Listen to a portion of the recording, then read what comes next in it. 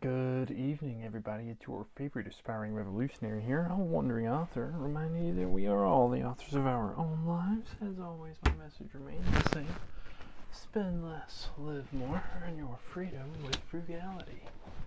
Today, or tonight, it's actually kind of late. We're going to talk a little bit about Greek history, but completed my first week of training. The traveling schedule, since I do have to travel like 4.5 hours each way, it's a little strenuous, but not too bad. Also, my new company is much more humane, so really been enjoying that. Senior leaderships, very reasonable, and knocking doors is like riding a bicycle.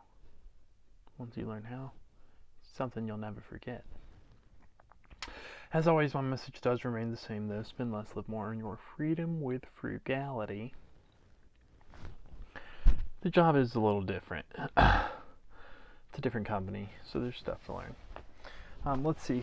There's a reason why I'm always writing content. So we got all the way up to the Peloponnesian War last time. Today I got to do some skating. I am getting much better at landing my 180s on the skateboard. Also, my hips are opening up a lot more. Hit the gym, did a little paid writing. Mostly some rental descriptions for Progress Residential, actually. It's important to do that, and then also content. So, the Peloponnesian War is a major conflict that occurs between Sparta and Athens. Tensions hardly diminished between Athens and Sparta after they signed the 30-year peace treaty in 446. Looking at the breakout of what we call the Peloponnesian War, it's pretty reminiscent of any geopolitical conflict historians are familiar with, like World War I or Game of Cards. #relevant. Athens supports a Corinthian colony when they rebelled. So, one of Sparta's colonies gets a little rowdy. So obviously Sparta had to intervene in Megara, and because they were suffering from Athenian-imposed economic sanctions. And immediately the Peloponnesian League, which is Sparta's version of NATO, decided war. This declared war in the autumn of 432, although little occurred in the declaration's immediate aftermath.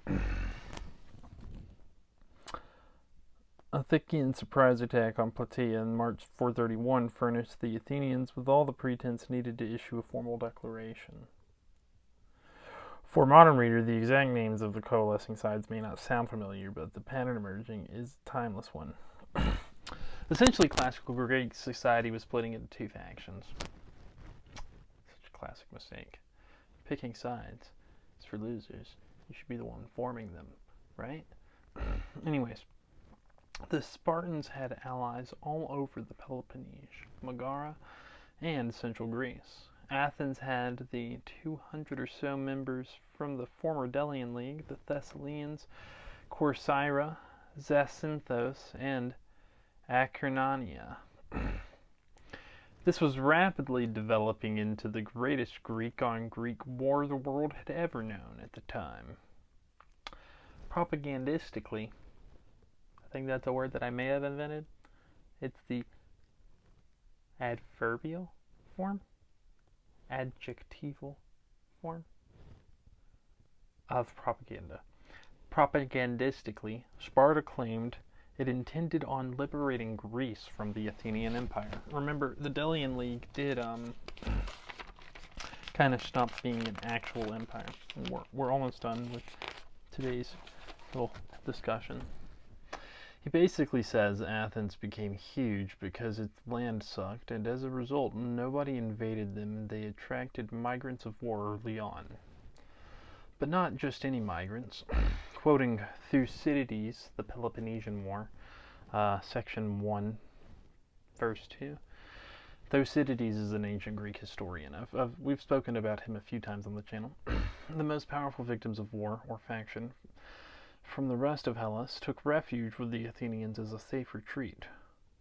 One more reason Thucydides believed the Peloponnesian War would be greater than anything before was because, and again quoting him, before the Trojan War, there is no indication of any common action in Hellas. And remember, Hellas is the ancient Greek word for, or like, that's what the Greeks called themselves back in like the classical era.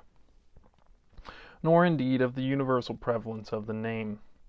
Before the Trojan War, the people were prevented from using the name Hellenes, tell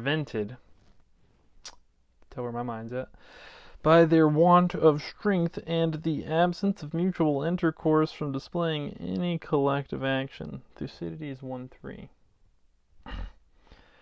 So, next time we speak about Greek history, and I do have some American history content, but I've been really focusing on Greek and Aristotle. I've almost got all of the content written for Aristotle's Nicomachean Ethics all the way up through Book 9.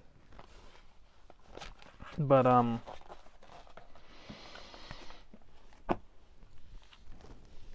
yeah, so the beginning of the Peloponnesian War, to me, resembles World War II or World War I building up.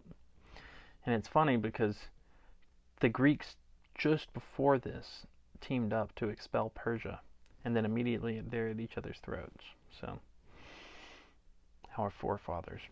Anyways, I have been enjoying working again. I feel like I'm pretty useful, and it's not nearly as stressful as some of my previous experiences, at least so far. We'll see. Maybe they'll throw sharks at me or something. Anyways, this is a wandering author here, reminding you that we are all the authors of our own lives. As always, my message remains the same: spend less, live more, earn your freedom with frugality. What are you guys doing in order to uplift, empower, and inspire your local community today? Because this world doesn't change unless we all do our part. And you can count on me to do mine daily. Till next time. Love y'all. Most days. I sometimes miss a video every now and then, but I've got almost 200 out there, so I'm pretty consistent. Till next time, I love y'all.